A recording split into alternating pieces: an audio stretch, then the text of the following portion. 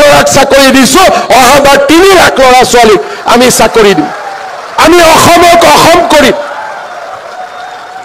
এইবাৰ 1.5 লাখ পিতৃ মাতৃ হাঁহিছে, অহাবাৰ মোৰ অসমত 3 লাখ পিতৃ মাতৃ হাঁহিব।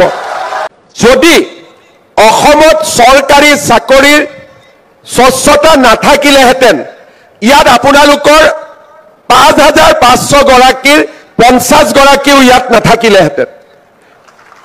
ইয়াতে জালুকবাৰী সমষ্টি ল'ৰা ছোৱালী থাকিলেহেঁতেন, ৰণোজ পেগুৰ ধেমাজি সমষ্টি ল'ৰা ছোৱালী থাকিলেহেঁতেন, আৰু কৰবাত আমাৰ খুলখালী, কৰবাত আমাৰ ভনী জোৱাৰী ইয়াত ভৰ্তি হৈ থাকিলেহেঁতেন। আৰু অসমত তেনেকৈ নিযুক্তি চলিছিলে। আৰু এসময়ত চৰকাৰী নিযুক্তিৰ পিছত পিছদিনাখন বাতৰি কাকতত লিষ্ট ওলাই কোন কাৰ খুলখালীয়ে, কোন কাৰ ভিনদেউ, আৰু কেতিয়াবা কাক কোনে বিয়া কৰাব ঠিক কৰি থৈ দিছে, চাকৰিটো এডভান্স হলে বিয়া কৰোৱাত ভাল হ'ব, তাৰো লিষ্ট ওলাইছিলে। কিন্তু আজি আমাৰ ৰাজ্যখনত এটা ভাবিব নোৱাৰা পৰিৱৰ্তন আহিছে। অকল যে শিক্ষকক লৈ নহয়, আজি যেতিয়া মই গাঁৱত যাওঁ, প্ৰথম প্ৰশ্ন আমাৰ কেতিয়াবা গুৱাহাটীত বহি থকা ব্যক্তিসকলে ভাবে যে নিশ্চয় আমি ইমান লিখা পঢ়া কৰি আছো, ফেচবুকত চৰকাৰৰ এগেইনষ্টত লিখি আছো, ইমান কষ্ট কৰি আছো, হিমন্ত বিশ্ব শৰ্মাক ল'ৰাবিলাকে লগ পালে নিশ্চয় বহুত টান প্ৰশ্ন কৰে।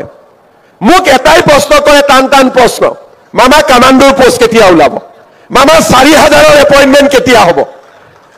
আপোনালোকৰ পিছতে আৰু 4,000 থিয় হৈ আছে নহয়। এতিয়া মোক গাঁৱত গ'লে এই 4,000 খালি লগ কৰি থাকে যে আমাৰ নিযুক্তি কেতিয়া হ'ব, কামাণ্ডোৰ নিযুক্তি কেতিয়া হ'ব, আৰু মোক সোধে গাঁৱৰ ষ্টেডিয়ামখন বনাই দিব লাগে। মই বোলো হিমা দাস, লভলীনাক দেখি এওঁলোকে খেলুৱৈ হ'ব খুজিছে নেকি? মই বোলো ষ্টেডিয়াম কিয়, খেলিব ইচ্ছা, কি খেলা? বোলে নহয় দাদা, পুলিচৰ চাকৰি লাগে না দৌৰিব লাগে। এনেকুৱা পৰিৱেশ অসমত আগতে কেতিয়াও হোৱা নাছিল।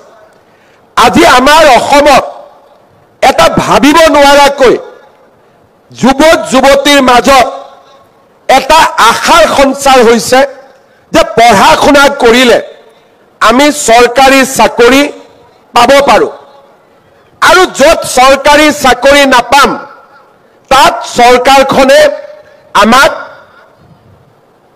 এক প্ৰকাৰ আত্মসংস্থাপন নহলে বিভিন্ন প্ৰকাৰে আমাক নিযুক্তিৰ ব্যৱস্থা কৰিব।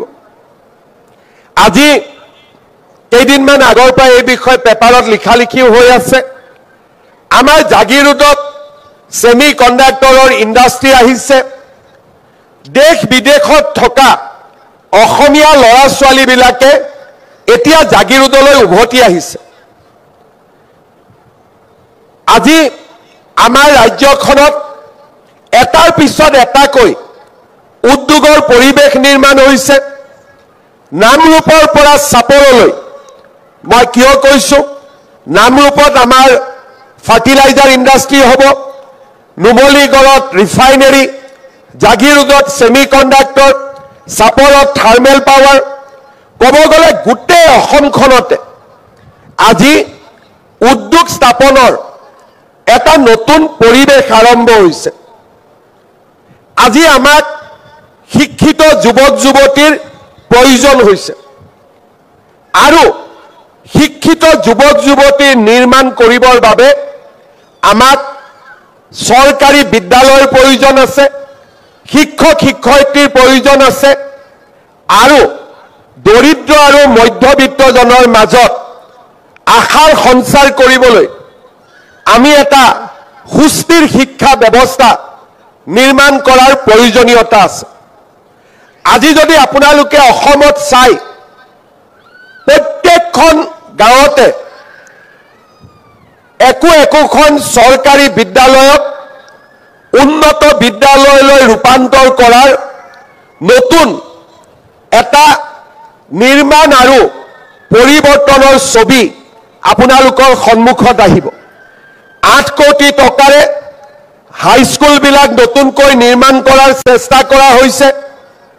চাহ বাগিচাৰ ভিতৰলৈ গৈ হাইস্কুল নিৰ্মাণ কৰা হৈছে, আৰু দূৰ দূৰণি অঞ্চললৈ গৈ মহিলাৰ বাবে কলেজ আৰু উচ্চ শিক্ষাৰ বাবে বিশ্ববিদ্যালয় নিৰ্মাণৰ এক ভাবিব নোৱাৰা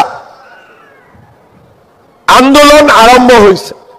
যোৱাকালি মাত্ৰ আমি গহপুৰত শ্বহীদ কনকলতা বৰুৱা বিশ্ববিদ্যালয়ৰ আধাৰশিলা স্থাপন কৰিছোঁ আৰু আমাৰ চৰকাৰৰ দিনত চাওঁতে চাওঁতে আমি অসমত 16খন নতুন বিশ্ববিদ্যালয়ৰ স্থাপনত আমি আমাৰ অগ্ৰণী ভূমিকা আমি গ্ৰহণ কৰিছোঁ।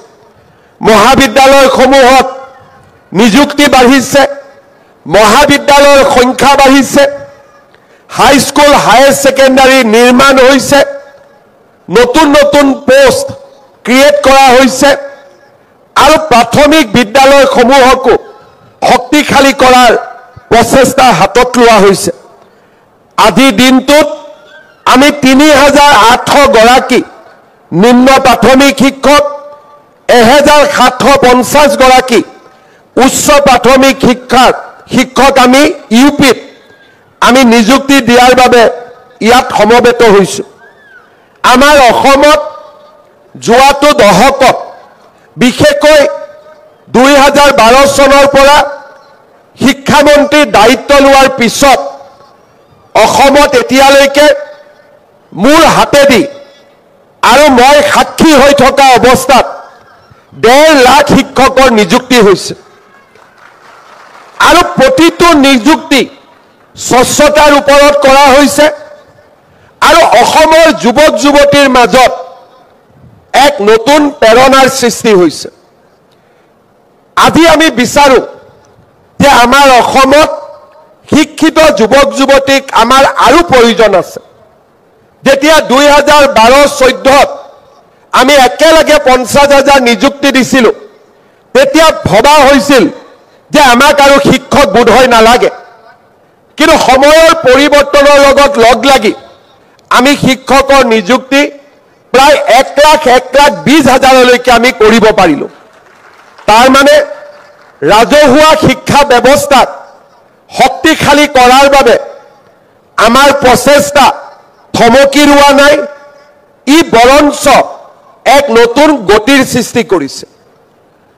বহুদিনৰ অৱক্ষয়ৰ পিছত যোৱা ২-৩টা বছৰত আমাৰ শিক্ষানুষ্ঠানসমূহলৈ ছাত্ৰ ছাত্ৰী উভতি অহাও আমি দেখা পাইছোঁ। চাহ বাগিচাৰ বিদ্যালয়সমূহত শিক্ষা এৰি যোৱা বহুত শিক্ষাৰ্থী পুনৰ শিক্ষানুষ্ঠানলৈ উভতি আহিছে।